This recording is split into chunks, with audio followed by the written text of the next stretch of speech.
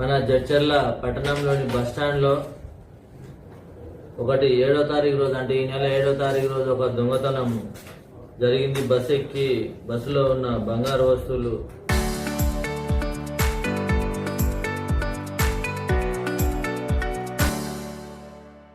ఒక లేడీ అంటే complaint bus ఎక్కి బస్సులో ఉంటే ఆ బ్యాగ్ కట్ చేసి బంగారం దొంగతనం చేసుకొని పోవడం జరిగింది. మళ్ళీ నిన్న అది 6 తులాలు పోయింది, అది 6 తులాలు. మళ్ళీ నిన్న కూడా ఒకటి బస్ స్టాండ్ లో సేమ్ బస్ ఎక్కిన తర్వాత లేడీ బస్సు బ్యాగ్ కట్ చేసి బస్సులో ఉన్న బ్యాగ్ ని కట్ చేసుకొని అందులో ఉన్న 3 తులాల బంగారం పోయింది. అంటే మొత్తం కలిపితే 10 తులాల దాకా బంగారం పోయింది మన దగ్గర. పోతే ఆ విషయంలో ఎస్పీ గారు మేడం గారి ఆదేశాల మేరకు మన సిఐ గారు, ఎస్ఐ గారు, మల్లేష్ ఎస్ఐ గారు అందరూ ఈరోజు బస్ స్టాండ్ లో వెహికల్ చెక్ చేస్తుంటే మన బ్రిడ్జ్ కింద, ఫ్లైఓవర్ బ్రిడ్జ్ కింద వెహికల్ చెక్ చేస్తుంటే ఒక హర్యానాకు సంబంధించిన కియా కార్ రావడం జరిగింది.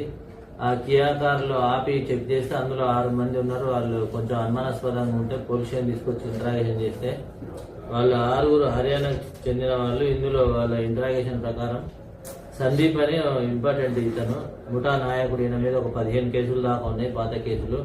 ఈయన కొంతమందిని ఇంకా మిగతా 5గురిని తీసుకొని ఒకటి అశోక్, ప్రవీణ్, రాజేష్, సునీల్ కుమార్, సచిన్ ఇదంటే కార్ డ్రైవర్, వీళ్ళంతా హర్యానాకు సంబంధించిన వాళ్ళే.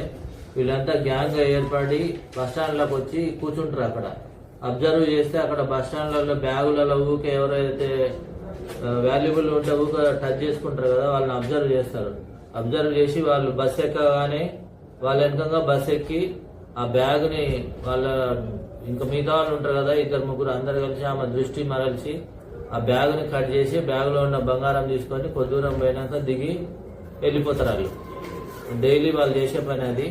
దాని ప్రకారం వాళ్ళని ఇంట్రాగేషన్ చేస్తే వాళ్ళ దగ్గర 10 తులాల బంగారం, మన దగ్గర పోయిన బంగారం యాక్సిడ్ దొరికింది. వాళ్ళని అదుపులోకి తీసుకున్నాం, అరెస్ట్ చేసినాం.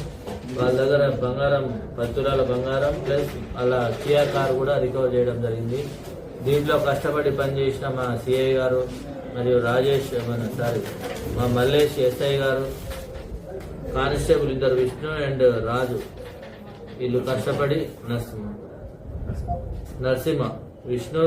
నరసింహరాజు వీళ్ళు కష్టపడి పనిచేసినందుకు ఎస్పీ గారు కూడా వాళ్ళని అభినందించడం జరిగింది. వాళ్ళకు కూడా స్పెషల్ గా రివార్డు కూడా ఇవ్వడం జరుగుతుంది.